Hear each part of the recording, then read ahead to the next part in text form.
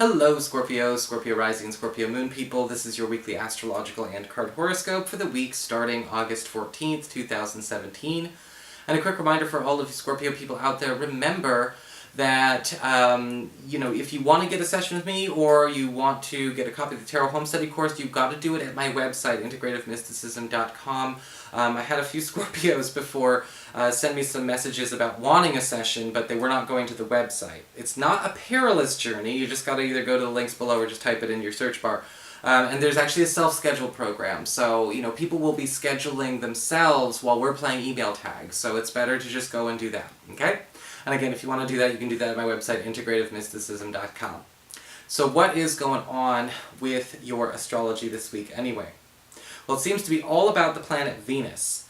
And Venus is currently in your 9th house of higher education, government legal proceedings, travel, and broadcasting. And at the beginning of the week on Tuesday, we've got Venus in an opposition to Pluto, currently retrograde, in your 3rd house. So we've got a 3rd house, 9th house opposition. And there could be some issues coming up with a collaborator or possibly a colleague that has to do with some serious jealousy, some serious envy, or possibly even some issues of disapproval with the course of action that you are taking when it comes to your own work or your own career. You two may work in the same field. This could be an ideological difference or an ideological clash that they are making personal. You might want to find out why that is, but tread lightly on that day. Envy and jealousy don't necessarily go away because we correct the misconception. Sometimes those things are deep-seated, probably before you even met this person. Later on in the week, on Thursday, we've got Venus forming a square to Jupiter between your 9th house and your 12th house, and there could actually be some really good news that comes at a very awkward time. Usually when Venus and Jupiter get into a square, we have an abundance of really good energy and good luck, but again, it seems to be a little bit discombobulated because of the square. And this could be coming from somebody from your past, either somebody that you have had, time in school with, somebody that you've worked with, or possibly even somebody from overseas. This could be a big breakthrough of good news coming your way, however, it may actually come into a schedule clash with something else you've got going on in the present. See what you can do to integrate that. So what's going on with your cards this week? Well, for your spiritual advice, we do have the card of the Adder. And the Adder is kind of an interesting one because the Adder talks all about, with grace and, with a bit of passion and even, and just I guess you could say enthusiasm, it's all about learning how to actually embrace a new image, shed your skin, in a much more lazy, I guess you could say, interpretation of the snake itself. But when we look at the Adder, the snakes shed their skin as a natural part of life. And one of the things that comes when it comes to this card is paying attention to how much do we accidentally get into a bad habit of constantly savoring every single process. We all have friends and relatives who have a tendency to want to write a play and make a journey out of every little task and chore. I know plenty of them. And what happens is that it does kind of elongate the suffering or the pain of that transition, when the transition can come faster if we just go with it. And the Adder is talking about a need to pay attention to where this week, there are some transitions that have been taking too long. Some transitions that have been either savored because somebody's a masochist, or, transitions that are simply taking too long because, again, they're being poured over more than worked through. And there's a big difference, and this week you may be encountering individuals, or possibly even within yourself, where have things, again, been taking too long to get to the next step, for reasons like that. For your Earth sector, when it comes to work and finances, we've got the Moon card reversed. So, some kind of secret's being revealed in your favor this week. The Moon card reversed can often talk, Scorpio, about somebody actually bringing some news to you that is, or was, kept under wraps until just the right moment.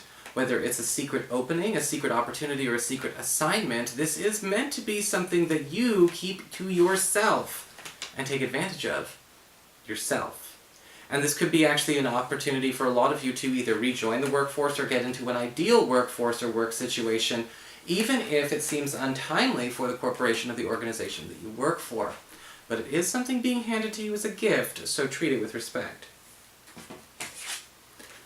For your communications with air, when it comes to your friends, your relatives, the others in your life, we do have the Three of Cups upright. And the Three of Cups upright is actually saying that there is going to be news of an opportunity for a bit of a reunion with some friends that we've actually become a bit distanced from. We're trying to close the gap between you and a few very important people in your support system. Whether they're people that you see, that you used to see regularly until recently, or people from your past, we do have a lot of them starting to enter your orbit to stay. You may be finding out with the Three of Cups upright as well is that, this might actually be an opportunity to get an old gang back together, or to strengthen the bonds of one that does seem to be kind of drifting a little bit. So, make sure to keep some extra sociable energy available for that. For your challenge this week with fire, we do have the Eight of Cups reversed. And while it seems a lot like there's a great amount of, expansive energy working in your favor this week, the Eight of Cups reversed is saying that, being careful about looking back, looking over your shoulder too much at your past is going to be a challenge this week.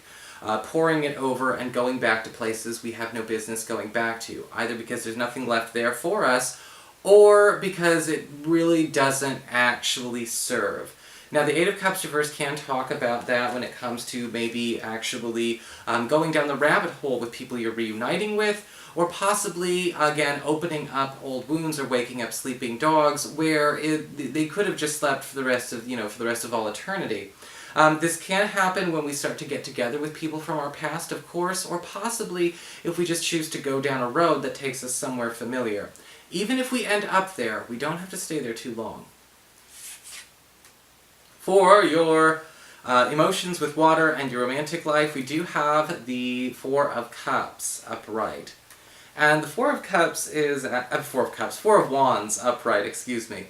And the Four of Wands, honestly, is one of the better cards to have here because we have some kind of great milestone being achieved by you and a partner or you and a crush.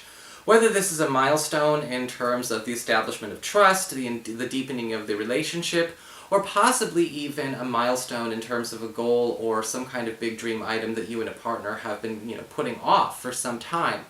Now, the Four of Wands can also indicate a bit of a clue for those of you who are currently looking for love.